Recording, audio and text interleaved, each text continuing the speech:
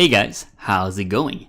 This is Tim, and today I'll talk about various crypto news regarding TenX, Tron, Joe Rogan, and Coinbase. So I'm going to be going through some of these pretty quickly, but I want to let you guys know what's happening in the cryptocurrency space. Now, what is the state of TenX right now?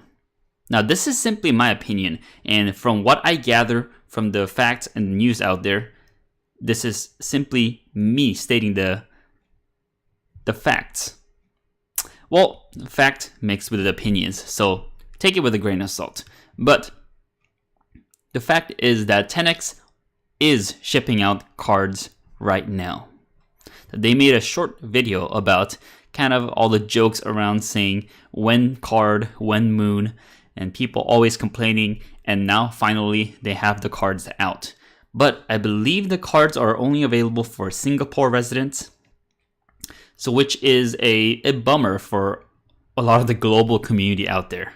However, they are sending out the cards, their system is working, and I believe they have gone through some various updates regarding their backend, changing from, I believe they changed to Rust, or from React to Rust.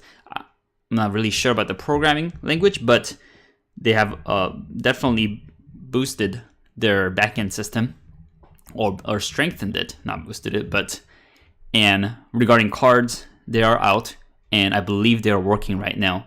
So that is one good news. However, it is no company has only good news, but they also have their flaws as well. And one of the downfalls of TenX that I believe starting this year is Julian, one of the co-founders of TenX, leaving TenX. And that could be both a good and a bad thing, because he has been the marketing presence of TenX, and he's made some mistakes before, and I believe it was a community / corporate decision. It wasn't that only Julian said, I'm gonna leave now, and TenX let him go. But I believe the workers and the team in TenX believed that Julian leaving the team is more beneficial than him staying. And I could reason with that for a couple of reasons. That's kind of duplicate. But Julian, even though he had a charismatic presence in his videos and updates, I think he had a bit of a trouble delivering news to the community. Sometimes he would give too much. Sometimes he would have to consult with the legal team to kind of discuss what he can say and what he cannot say. And I think just because he was so excited in a couple of moments, he had said things that shouldn't have been said and gave hints to people that shouldn't have been. And this is simply my opinion. But I think just the blurring between the lines of kind of making the community excited and giving them the news that they could get was a confusing aspect of Julian. But that said, the marketing presence is not quite there without Julian, but I think TenX team and the company can be more stable from now on and kind of focus on the actual product rather than the marketing. So we'll see how it goes on, but so far, Toby, the president of TenX, or co-founder of TenX, has been part of the updates, as you can see from the live stream here with Toby and I believe Brandon. But they basically go through the state of TenX, the Q1 updates and the future, and a helpful commentator here or viewer timestamped all the topics. For example, about Julian, his role in TenX, and TenX's side projects, who's going to be the representative of TenX, the roadmap for TenX, and going forward with cards, products, KYC, rewards, airdrop, rewards, utility of pay token, and so forth. There's a lot of topics that they cover here. And I think if you guys are still interested in TenX, this is a great video to watch and kind of be updated on the state of TenX. But I think as a global community out there, TenX is is not global yet.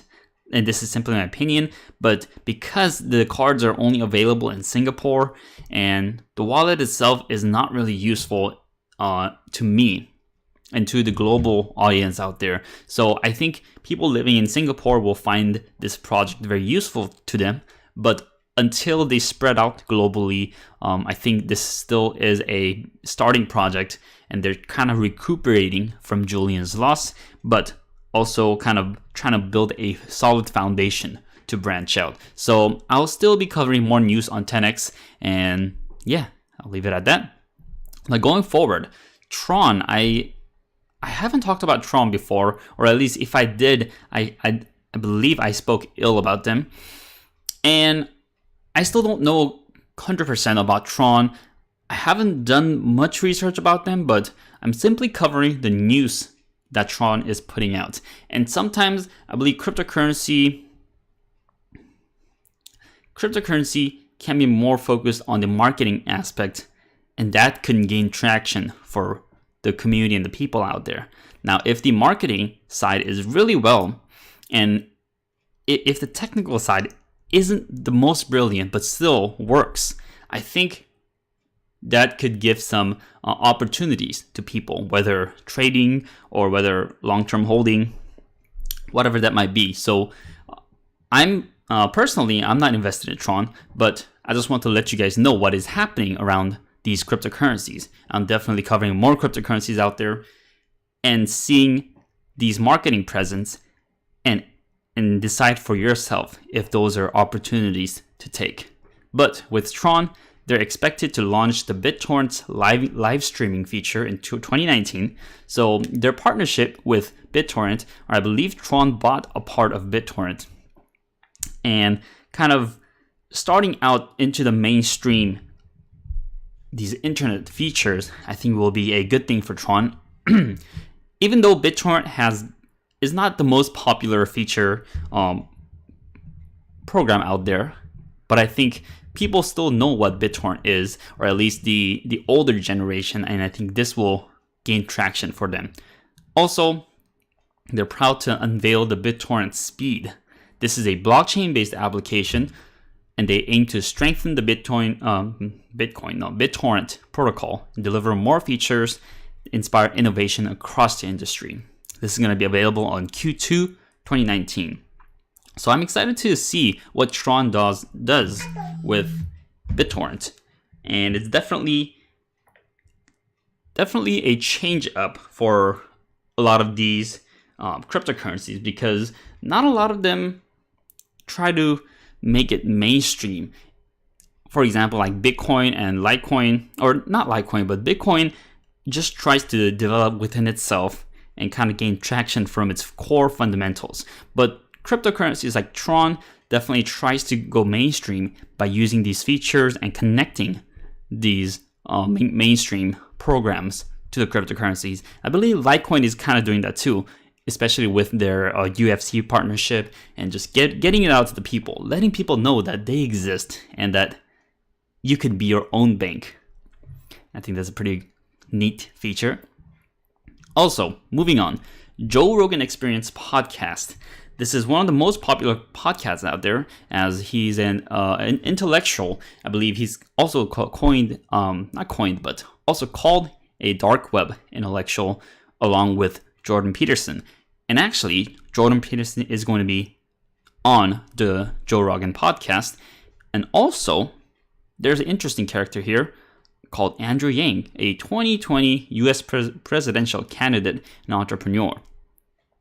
And also, Andreas Antonopoulos, a Bitcoin expert, entrepreneur, and author. Now, Andreas is probably one of the most influential figures of cryptocurrency and Bitcoin, because he is very knowledgeable in both Bitcoin and Ethereum and a couple others, and he puts out the facts out there, and he lets people know what is up with cryptocurrency, why it's so valuable. And I believe he's been on the Joe Rogan podcast for a couple times, and I think this will be a great opportunity to kind of let the public know, because millions and millions of people watch and listen to the podcast.